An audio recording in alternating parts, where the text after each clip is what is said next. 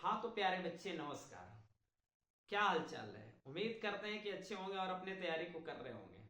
तो अभी हम लोग एक बहुत ही इंपॉर्टेंट टॉपिक डिस्कस करने जा रहे हैं, वो साइंस का सिलेबस। कि सर साइंस का सिलेबस क्या होता है? साइंस में 100 में से 100 नंबर हम कैसे उठा सकते हैं? कितने नंबर स्कूल देगा? कितने नंबर हमको एग्जाम में बैठना पड़ेगा? कैसे हम लिखें कि 100 में से 100 नंबर प्राप्त करें?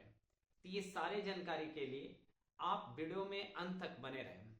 आपको ऐसा तकनीक बताया जाएगा, ऐसा टेक्निक बताया जाएगा कि आपको 100 में से 100 नंबर प्राप्त होगा। तो सबसे पहले आपको करना क्या है कि ये जो साइंस है, ये 100 नंबर का पेपर है। कितने अंक का है? 100 अंक का पेपर है। इसमें क्या है, दो भागों में बटेगा। ये रहेगा 20 नंबर का प्रैक्टिकल। ये 20 नंबर का प्रैक्टिकल कहां मिलेगा मेरे दोस्त? तो ये आपका स्कूल देगा, जहां से आपका एडमिशन है, जहां से फॉर्म भरे हैं, वहां से 20 अंक का मिलेगा। उसमें आपको प्रैक्टिकल एग्जाम होगा। एग्जाम से पहले प्रैक्टिकल एग्जाम होता है। उसमें से वाइवा भी लिया जाता है, तो थोड़ा बहुत टीचर जो आपसे सवाल जवाब करेंगे। अगर आप बेहतर आंसर देते हैं तो 20 में से 20 या तो 18-19 नंबर तो दे ही देंगे। तो इसका तो टेंशन कम ही आपके लिए। मेन टेंशन है कि ये 20 नंबर घट गया 100 में से, तो अब बचा कितना? 80 अंक। ये 80 अंक का ही एग्जाम आपको बोर्ड में जाकर देना है। कहां देना है? बोर्ड में जाकर देना है। कितने अंक का एग्जाम? 80 अंक का एग्जाम देना है। अब देखिए, आपको पता है कि जितने भी अंक का एग्जाम बोर्ड लेता है उसमें से 50% ऑब्जेक्टिव कर देता है और 50% क्या रहता है? सब्जेक्टिव रहता है। मतलब 80 अगर अंक का देना है एग्जाम, हमको 80 मार्क्स का देना है, तो 40 अंक का ऑब्जेक्टिव देना और 40 अंक का क्या देना है? सब्जेक्टिव देना है। अब इसमें क्या है, 3 पेपर है। ऐसे 10 क्लास में देखिए एनसीईआरटी बुक एक सिंगल ही आता है साइंस करके। उसमें ना तो फिजिक्स का कैटेगरी बांटा गया, ना तो केमिस्ट्री का। लेकिन ज्यादातर टीचर आपको क्या करेंगे? फिजिक्स, केमिस्ट्री, बायोलॉजी पार्ट को अलग अलग करके ही पढ़ाएंगे। तो साइंस को कितने भागों में बांट दिए हम लोग? 3 भागों में बांटे। फिजिक्स, केमिस्ट्री और बायोलॉजी। फिजिक्स को बोलते हैं हिंदी में भौतिकी, केमिस्ट्री को बोलते हैं रसायन शास्त्र और बायोलॉजी को बोलते हैं जीव विज्ञान। तो इतना तो बेसिक जानकारी आप लोग को होगा ही। तो ये तीनों से किस तरह से सवाल पूछे जाएंगे, क्या होगा नहीं होगा, सारा चीज हम अभी डिस्कस करने जा रहे हैं। आप आपको कौन सा किताब पढ़ना है वो भी लास्ट में हम बताएंगे, कि जिससे आपको 100 में से 100 नंबर आ जाए। तो आइए डिस्कस करते हैं। देखिए, हमारे पास 3 सब्जेक्ट है, फिजिक्स है, केमिस्ट्री है और बायोलॉजी है। फिजिक्स में अगर हम बात करें तो 26 ऑब्जेक्टिव क्वेश्चन पूछे जाएंगे। कितने ऑब्जेक्टिव क्वेश्चन? 26 पूछे जाएंगे। केमिस्ट्री में कितने ऑब्जेक्टिव क्वेश्चन रहेंगे? 27 ऑब्जेक्टिव क्वेश्चन रहेंगे। बायोलॉजी में कितने ऑब्जेक्टिव क्वेश्चन रहेंगे? 27 ऑब्जेक्टिव क्वेश्चन रहेंगे। अगर सबको आप जोड़िएगा तो टोटल कितने ऑब्जेक्टिव क्वेश्चन रहेंगे? 80 ऑब्जेक्टिव क्वेश्चन। कितने ऑब्जेक्टिव क्वेश्चन? 80। जिसमें से आपको बनाना कितना है? 40 ही बनाना है। अब बहुत सारे बच्चे को ये पूछना सवाल बन जाएगा कि सर फिजिक्स का बनाएंगे कि केमिस्ट्री का बनाएंगे कि बायोलॉजी का बनाएंगे। नो टेंशन लेना है, कोई आपको टेंशन नहीं है। जो भी आपको 40 को समझ में आएगा उसको बना दे, वो केमिस्ट्री हो, फिजिक्स हो, बायोलॉजी हो, उससे कोई मतलब नहीं। आपको मर्जी है तो जिसको मन है क्वेश्चन उसी को बनाइए। कोई आपके पास लिमिटेशन नहीं है कि फिजिक्स में इतना बनाना है, केमिस्ट्री में इतना बनाना है, बायोलॉजी में इतना बनाना है।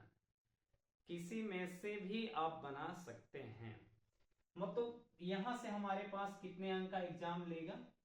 तो 40 अंक का एग्जाम हमको बोर्ड में ऑब्जेक्टिव देना है। कितने अंक का? 40 अंक का। अब हम बात करते हैं कि सर लघु उत्तरीय कितना रहेगा और दीर्घ उत्तरीय कितना रहेगा।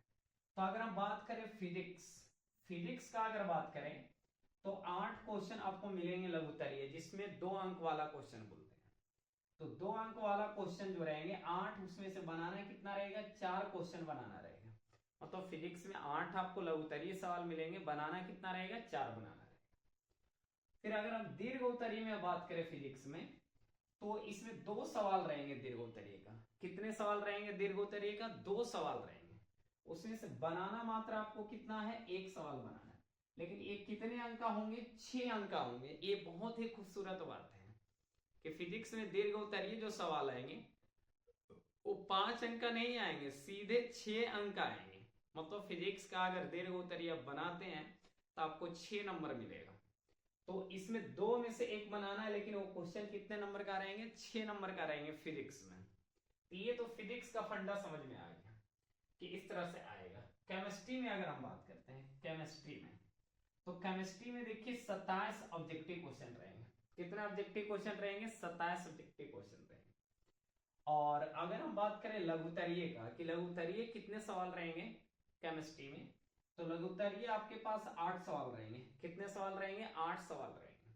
उसमें से बनाना आपको कितना है, तो गुरुजी बनाना मात्र हमारे पास 4 ही बनाना है। कितने बनाना है, 4 ही बनाना है। मतलब 8 में से आधा बना लेना है, 50%। कितने बनाना है, 4 बनाना है। और दीर्घोत्तरीय में कैसे बनाना है मेरे भाई, तो दीर्घोत्तरीय में 2 सवाल रहेंगे, उसमें से एक सवाल बनाना है। दीर्घोत्तरीय में कितने सवाल रहेंगे, 2 सवाल, उसमें से एक सवाल बनाना है।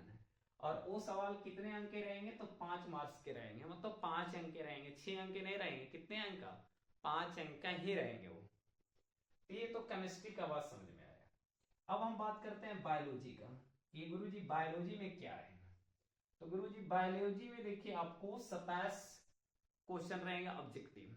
ऑब्जेक्टिव क्वेश्चन कितने रहेंगे, 27 रहेंगे। कितने ऑब्जेक्टिव क्वेश्चन रहेंगे, 27। उसमें से आप जो है वो बनाना है, पहले ही बोल दिए बना सकते हैं। अगर हम बात करें लघुत्तरीय, तो लघुत्तरीय जो है टोटल 8 सवाल रहेंगे बायोलॉजी में। बायोलॉजी में भी 8 सवाल रहेंगे, उसमें से बनाना कितना रहेगा, 4 ही बनाना रहेगा। बायोलॉजी में 8 में से कितना बनाना है लघुत्तरीय, 2 अंक वाले, 4 ही बनाना है। अब दीर्घोत्तरीय कितने बनाना है मेरे दोस्त, तो ये देखिए 2 में से 1 बनाना है। दीर्घोत्तरीय में भी 2 में से 1 बनाना है। और कितने अंक आपको मिलेंगे, तो 5 अंक मिलेंगे। कितने अंक मिलेंगे, 5 अंक मिलेंगे। तो अगर हम ऑल ओवर देखें, तो हमारे पास ऑब्जेक्टिव में कितने अंक प्राप्त हुए, 40। लघुत्तरीय में कितने अंक मिले, 24। दीर्घोत्तरीय में टोटल अंक कितने मिले, 16। तो टोटल अगर हम जोड़ते हैं टोटल, तो हमारे पास 40 अंक तो यहां से आ गए, और 24 अंक यहां से आ गए, और 16 अंक यहां से आ गए। तो टोटल देखिए आपको 80 अंक मिल जाएंगे। ऐड कीजिए इस सबको, अगर जोड़िएगा तो 16 और 24 जोड़िएगा, 40 और 40 कितना हो जाएंगे, 80 अंक आ जाएंगे। तो इस तरह से साइंस का एग्जाम आपको 80 मार्क्स का होगा। अब महत्वपूर्ण ये बात है कि कौन कौन सा चैप्टर आपके लिए इंपॉर्टेंट है। बहुत सारे बच्चे ये भी आपको जानना चाहेंगे। तो देखिए टोटल एनसीईआरटी के अनुसार अगर आप बात करते हैं, तो टोटल 16 चैप्टर है। टोटल कितना चैप्टर है, 16 चैप्टर है। उस 16 चैप्टर में से कौन कौन चैप्टर महत्वपूर्ण है, वो अभी हम देखने जा रहे हैं। वो 16 चैप्टर में से देखिए पहला जो इंपॉर्टेंट चैप्टर है उसका नाम है प्रकाश। पहला का नाम क्या है, प्रकाश नाम है। पहला का क्या नाम है, वो 16 चैप्टर में से पहला इंपॉर्टेंट टॉपिक का नाम है प्रकाश। दूसरा देखिए चैप्टर का नाम है वो विद्युत। क्या नाम है, विद्युत। और तीसरा इंपॉर्टेंट टॉपिक का नाम है, उसका नाम है कार्बन और उसके यौगिक। और चौथा इंपॉर्टेंट टॉपिक का नाम है, चैप्टर का नाम है, उसका नाम है धातु और अधातु। और पांचवा आपको चैप्टर का नाम जो है जय परक्रम। क्या नाम है, जय परक्रम। तो हम आपको देखिए बता रहे हैं कि आपको फिजिक्स में 2 चैप्टर बताए, एक प्रकाश और एक विद्युत। ये दोनों फिजिक्स का चैप्टर है, और ये दोनों जो चैप्टर है वो केमिस्ट्री का चैप्टर है, और ये जो चैप्टर है वो बायोलॉजी का। अगर ये 5 चैप्टर अगर आप पढ़ लेते हैं, जल्दी अगर तैयारी में है, तो ये 5 चैप्टर अगर पढ़ लेते हैं, तो आपको समझिए कि 80 में से 80 बन जाएगा। ऑब्जेक्टिव हो चाहे सब्जेक्टिव हो, ये 5 चैप्टर इंपॉर्टेंट है। अब बात रहे कि सर हम साइंस में पूरा में पूरा नंबर उठाना चाहते हैं, 100 में से 100, तो कौन कौन सा किताब पढ़ेंगे। ये बहुत इंपॉर्टेंट बात है कि सर कौन कौन सा किताब पढ़ेंगे। तो किताब के बारे में सबसे पहले आपको क्या करना है कि कौन कौन सा किताब पढ़ेंगे। तो पहला जो बुक्स का नाम आपको बता रहे हैं, बुक्स का पहला जो बुक है वो कौन सा बुक है, पहला बुक में आपको रखना है एनसीईआरटी। एनसीईआरटी। बहुत सारे बच्चे क्या करते हैं, बुक तो खरीद लेते हैं, अच्छी बात है, लेकिन पढ़ते नहीं है मेरे दोस्त। अब देखिए एनसीईआरटी हम बता रहे हैं खरीद लिए, बहुत अच्छी बात है, लेकिन बिना टीचर से पढ़े हुए आपको वो समझ में नहीं आएगा। क्योंकि ऐसा किताब है एनसीईआरटी कि बहुत सारा टीचर को भी नहीं समझ में आता है। जो अच्छे से गहराई से नहीं पढ़ेगा वो किताब को, तो उसको भी नहीं समझ में आए। तो एनसीईआरटी तभी आपको पढ़ना है चैप्टर को, जब किसी भी चैप्टर को आप कोई टीचर ऑफलाइन चाहे ऑनलाइन में पढ़ लिए तभी आप पढ़िएगा, अन्यथा आपके समझ से बाहर हो जाएगा। तो आपको कौन सा किताब लाइन बाय लाइन पढ़ना है? एनसीईआरटी पढ़ना है। दूसरा क्या करना है आपको कि प्रगति का नोट्स आपको मिलेगा। क्या मिलेगा? प्रगति का नोट्स। ये प्रगति का नोट्स आपको हर चैप्टर का मिलते जाएगा। तीसरा क्या है? Question bank. क्वेश्चन बैंक आपको बनाना है। क्या बनाना है? Question bank. क्या बनाना है मेरे दोस्त? Question bank. देखिए 3 काम करना है। पहला तो एनसीईआरटी लाइन बाय लाइन पढ़ना है। दूसरा आपको हम नोट्स देंगे हर चैप्टर का, वो ऑब्जेक्टिव हो चाहे 2 नंबर का हो चाहे 5 नंबर का हो, सारा चीज आपको देंगे। वन लाइनर भी देंगे, न्यूमेरिकल भी देंगे, सारे चीज आपको मिलेंगे। वो भी कहाँ मिलेंगे? इसी चैनल पे मिलेंगे। तीसरा काम क्या है? प्रीवियस ईयर क्वेश्चन को आपको डिस्कस करना है कि प्रीवियस ईयर क्वेश्चन में क्या क्या दिया है। इसके साथ साथ आपको क्या करना है कि ऑल ओवर 2011 से 25-26 में जब भी एग्जाम देने जा रहे हैं, वहां से क्वेश्चन बैंक को आप क्या क्या एनालिसिस कीजिए, पढ़िए कि कौन कौन सा टॉपिक कैसे पढ़ना है, कौन कौन सा सवाल कहां से आया है। तो इस तरह से अगर आप तैयारी करते हैं तो मुझे पूरा यकीन है कि आपको 100 में से 100 साइंस में भी आएगा। और साइंस एक ऐसा सब्जेक्ट है जो पढ़ने में काफी मजा आता है, क्योंकि इसमें से नए नए चीजों की जानकारी मिलती है। तो हमसे जुड़े रहेंगे, एक से बढ़कर एक आपको